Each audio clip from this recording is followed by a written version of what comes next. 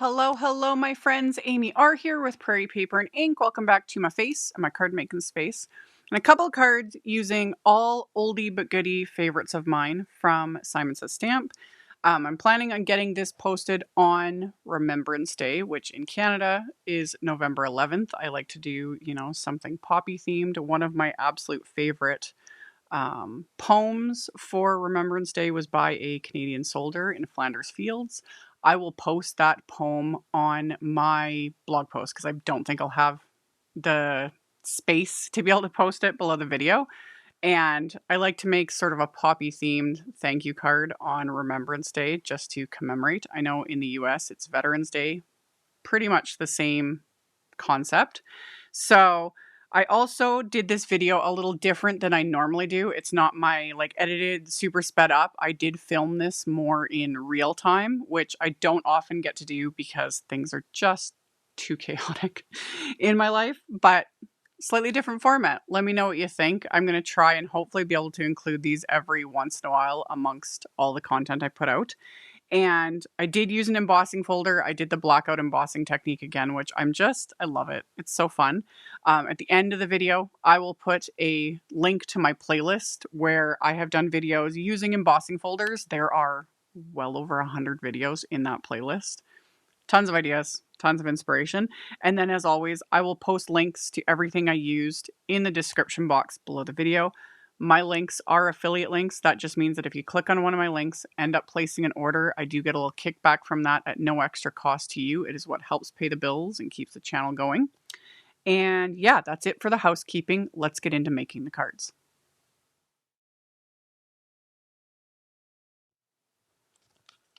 Alrighty. I'm going to start with the Poppy Bundle embossing folder. It does come with wafer dies to cut out some of the flowers. I'm not using the wafer dies because we're going to do everything backwards. So I'm going to line up. This is Simon Says Stamps Smooth White 120-pound cardstock. And then with my Anna Griffin Empress machine and Simon's 3D embossing folders, I just need one cutting plate. So we're going to run that through the machine. There we go. And we've got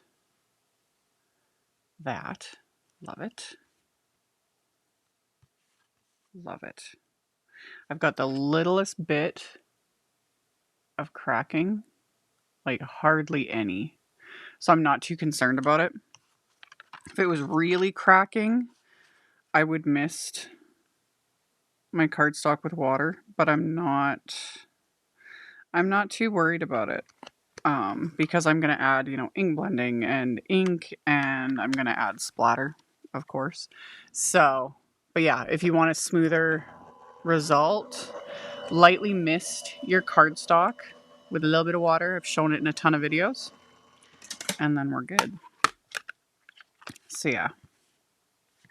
And especially if we were using the front, it actually wouldn't matter because the cracking doesn't really show up at all on the front, but we're using the back. And yeah, there's a little bit.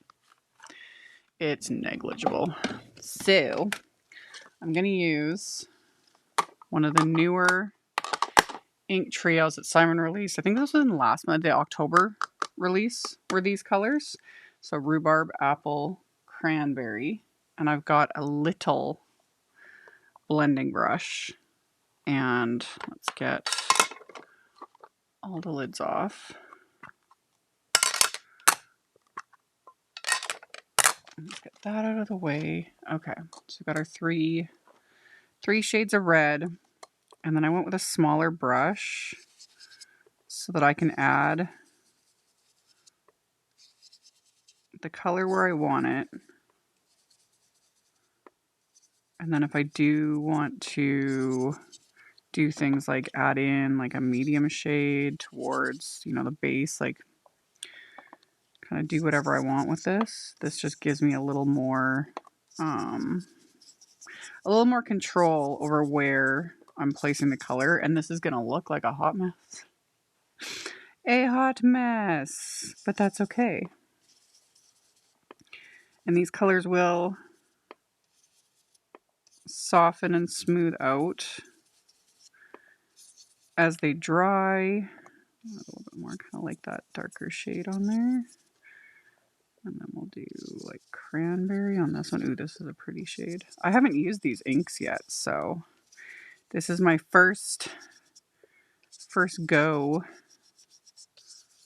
with them. That's fun. And I'm totally fine with the kind of using the same brush between the three. Like, yeah, if I was really concerned, I would just use my cloth and wipe the brush off between shades if I didn't want them getting like contaminated, but I'm not too worried about it.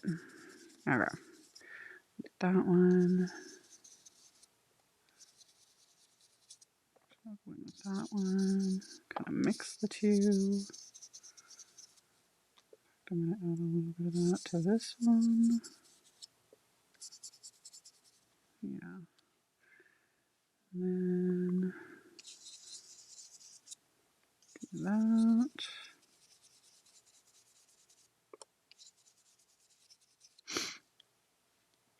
And the latest again. Okay.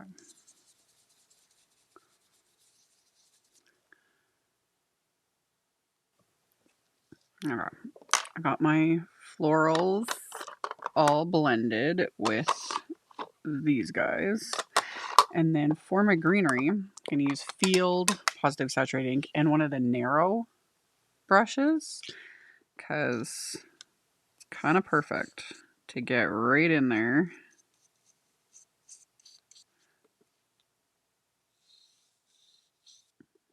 And again, this is going to look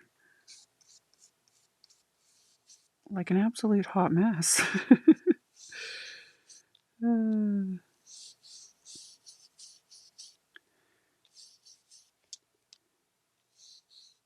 Just work our way along the stems.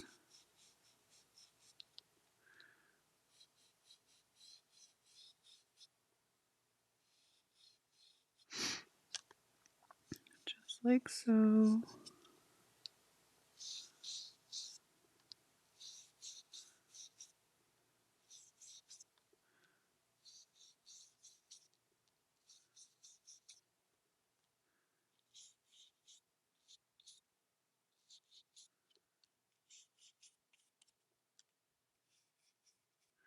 This really does look like crap right now. But that's the magic of this technique. Like many other techniques, you go from hot mess to, who'd have thunk?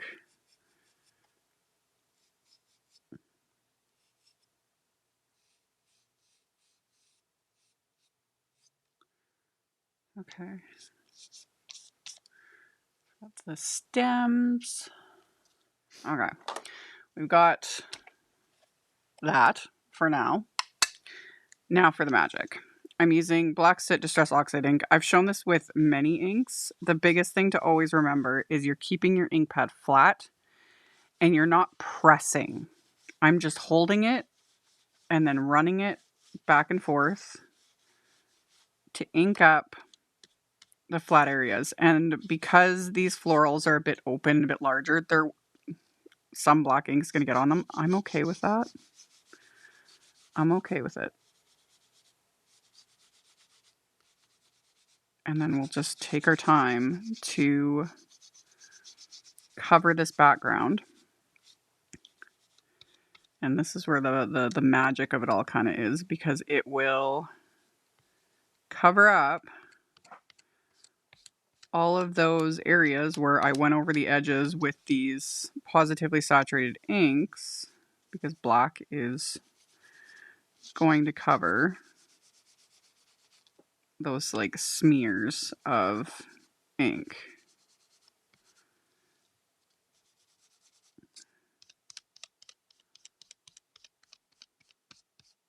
Okay.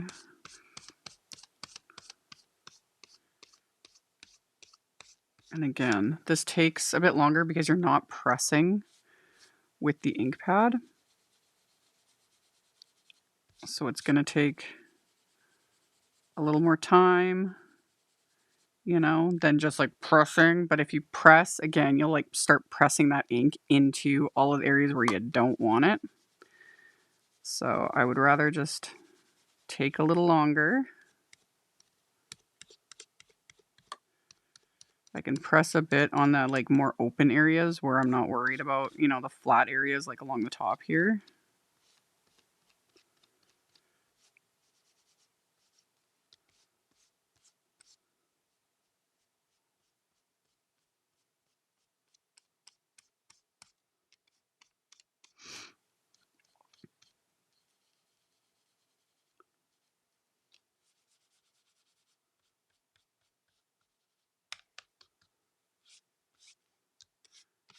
And just continue to fill in these areas.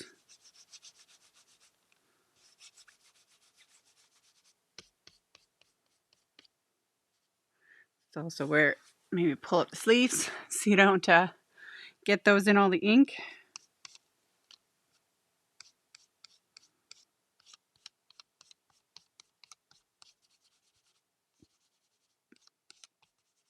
You can also try a brayer. I have been asked about that. I've never done it, but couldn't hurt. Couldn't hurt to try it, see what happens. The thing to remember though with a brayer, same thing, is you would still have to do it multiple times. Back and forth, re-ink the brayer, back and forth, because you wouldn't want to apply pressure. The biggest thing is you want to avoid is pressure, because the more pressure you apply, it gets in the other areas, which I'm fine with this, but it is just something to be aware of. So if you're going to try it with a brayer, just make sure you're not pressing that brayer, that you're just, you know, rolling it over. There we go. Rolling it over the background. See, and that mess of stems now looks much more cleaned up. There we go. It doesn't need to be perfect. I just want to...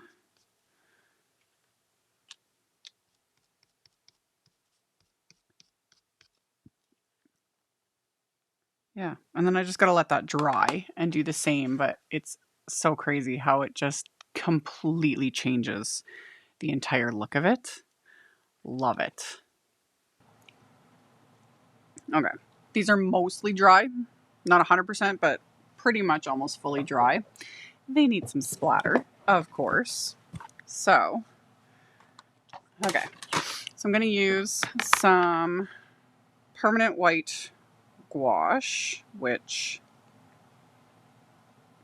wait, I'm almost out of. And I'm going to water it down a little bit to get it to a more splatterable consistency. There we go. And then make sure I don't have any chunks of it on my brush. Okay, now we can add some splatter.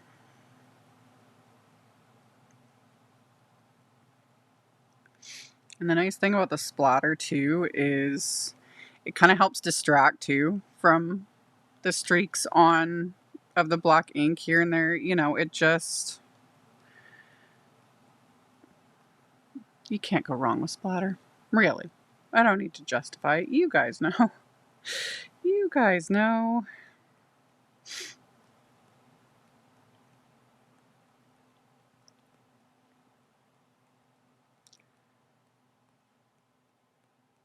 There we go.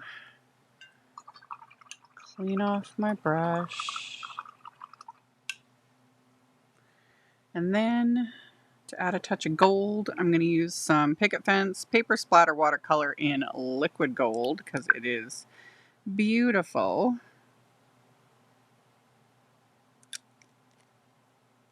So add some of that.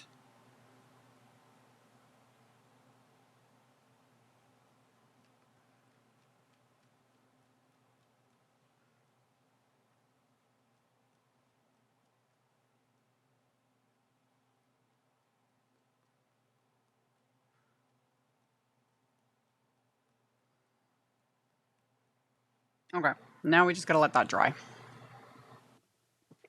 Alrighty. So I pulled out the fancy thing. Spray for Dye. This came out like last year, year before, something like that. And I die cut it from some scraps of, I think this was Sunshine cardstock. White probably would have been fine too, but I had this handy, so that's what I used, so that I can stack these together to make my sentiment and give it a little bit more depth and dimension.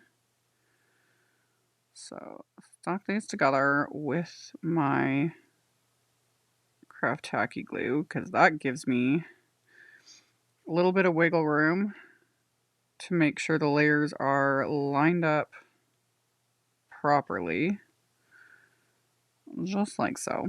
And then the top layer, I die cut from some of Simon's gold glitter cardstock,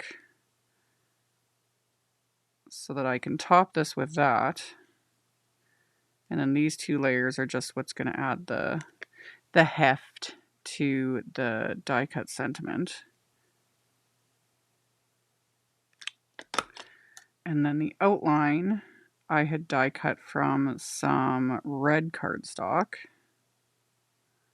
just to make it pop. So get that adhered into place, just like so. And then we can put the adhesive on the back of this.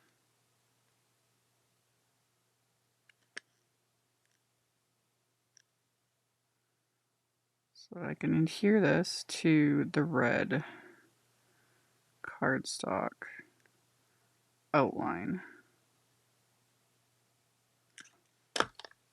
Okay. Get that lined up like that. Okay. So we got that. And then what I wanted to do is I'm going to trim down my backgrounds. They're dry. So I'm going to trim these down because originally it was A2 sized paper that I was using. So I want to cut these down to smaller than A2. I think I'm going to take about a 1/4 inch. 1/4 inch off each side. So then it'll make it about 3 3/4 by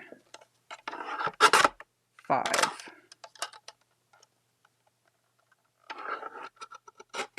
Get that straight. Yeah. I like that. I like cropping it. It gives it just a nice. So then we'll just repeat. And then get this one. 3 3/4. And then 5.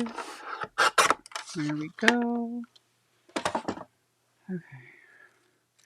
And since I did crop the edges, I could use my ink pad, but this just dries faster. This is faster. I don't always do this, but sometimes after I've cropped it, you've got that exposed white edge. I'm just going to quickly go over that with my black marker. It just kind of, it's such a subtle thing, but it's similar to how I show when I trim down like the reverse pre-printed sentiments from Simon Says Stamp, things like that. Covering that exposed edge, like I said, it's subtle, but it just finishes it off. So, and again, you could swipe the Black Soot Distress Oxide. You could swipe that along the edge too. That'd be fine. But again, oxides take a little bit longer to dry. And I just know that if I did it with the oxide, I most likely would get it on my hand and then get it somewhere I don't want it. That we all know that's generally what's going to happen. So black marker to the rescue. It just saves me from myself, okay? So just quick little swipes. Just like so. And technically, for the most part, I think any black marker would work for that. So we got that. That was that one. So we've got our backgrounds. We've got our sentiments. Do I want to add some baker's twine? I kind of do. Where? I need to get more red baker's twine because I am running low. Especially this time of year. Thankfully, this is a brand new roll. Woo. So I just got to find the end of it. Wherever it decided to disappear to. There we go. Okay. I'm going to want to put sentiment there. I think I'll put the bow kind of right there. So I'll take my baker's twine. Stick it like that. I'll wrap it around a couple of times. And then, as always, reverse tweezers for the win. Things a little bit better lined up. As we start our knot, like so. You take the reverse tweezers, pinch them closed right on there so it holds it tight for me so that I can then build my little bow. And then without pulling anything tight yet, I can fiddle with it a bit, get it kind of where I want it, get it the size of it. Then I can pull it tight. Just it is a smidge more.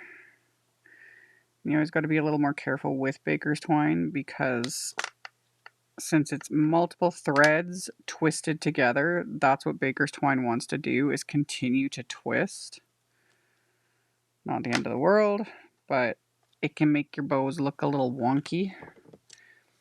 So got that. And there we go. Okay. Got that in place.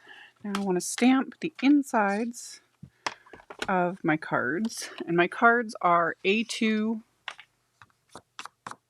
note cards, top folding, so 4 1/4 by 5 1/2.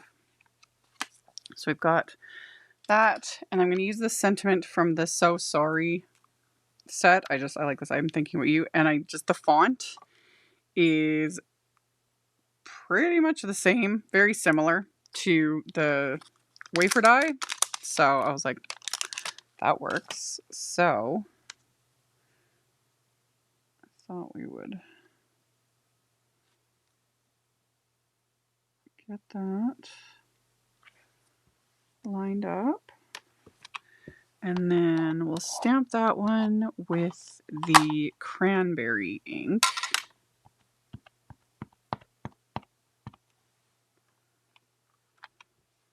Yes. I'm going to do the same on the second card. Line that up. Stamp that. Okay, so we got our card bases. Our card fronts will pop up with a little bit of Simon's Big Mama foam tape, because this foam tape, for those that might not be aware, is very, very thin. Like, super thin. It's 1/32 of an inch, I think, is what this works out to be, because our standard foam tape is about 1/8 of an inch. And then thinner foam squares, because like Simon has the thin foam squares that I love, those are about 1/16 of an inch, roughly, something like that.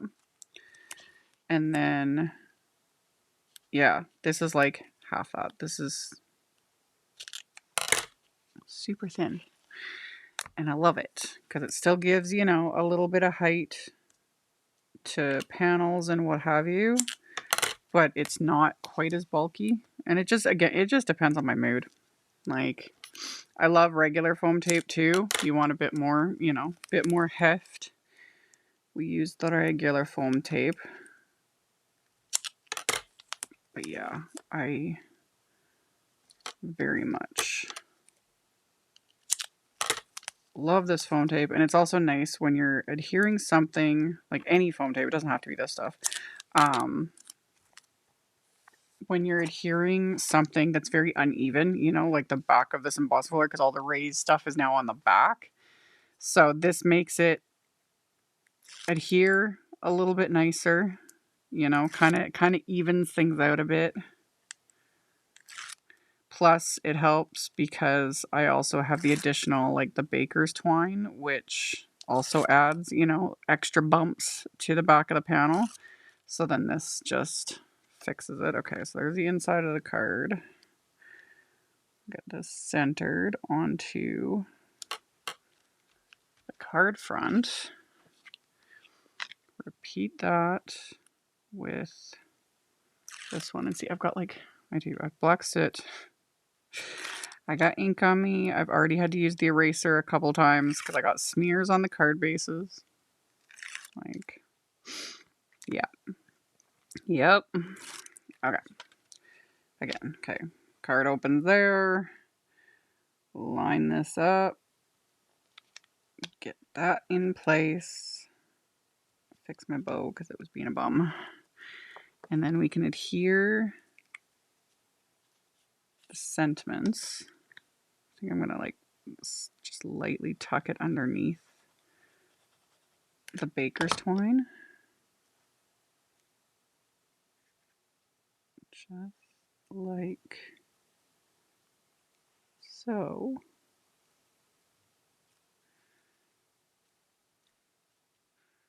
Yeah. So do that with the second one. And then, of course, where did I put it? My very much used, in so many videos, the Flickering Butterflies wafer die. I pulled that out and I die cut some gold vellum, which, as of filming this, etc., I'm not sure if it's in stock, but they do restock it quite frequently. But yeah, I die cut the butterflies from some gold vellum, because we'll add some of those as my little embellishment here. Stick them on. In fact, I'll just, again, reverse tweezers for the win. Get the glue goober off the back of my glue.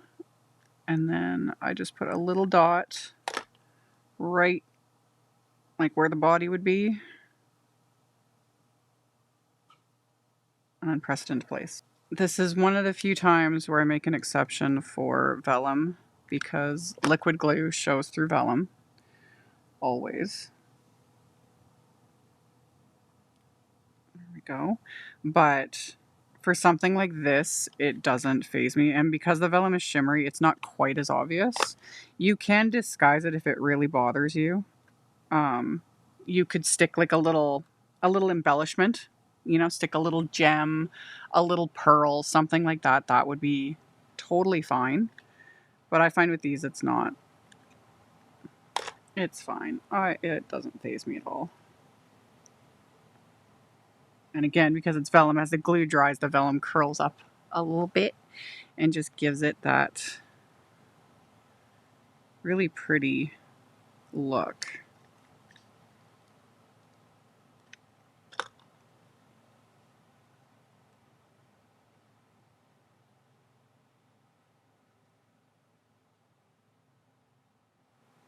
Okay.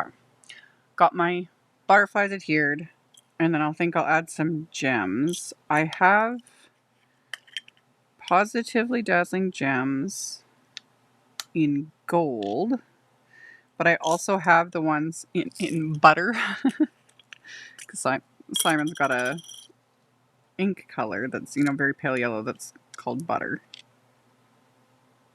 You guys probably can't, yeah, on camera they look the exact same. In real life there's a difference. Actually, yeah, the butter is more these. This gold color is pretty. It's more like, to me, I would almost call this more like a champagne. It's pretty. I think I've used it already in a video, but yeah.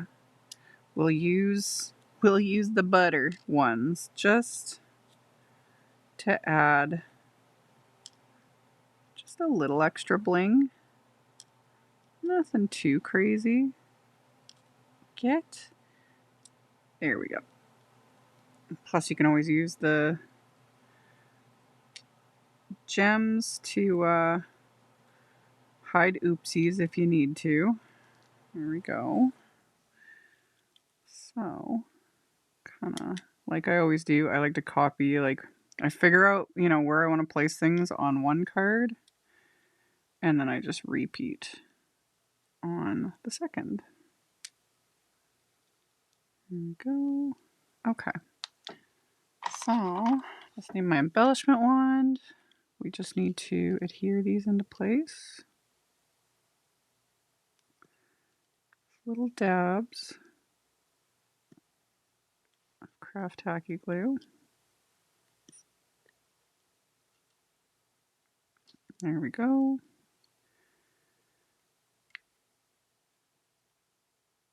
And there are our finished cards. It's got the blackout embossing technique. I really like these colors. So that was definitely more sort of brighter pinky red shades. Love it. Love it. So yeah, and then our little vellum butterflies. Tons of splatter, of course. And then I adhered the remaining butterflies on the inside just to finish it off. Give it that little extra something something. And there we go. So as always, links to all the things are in the description box below the video. Thank you all so much for hanging out with me today, and I'll see you all very soon in the next video. Bye.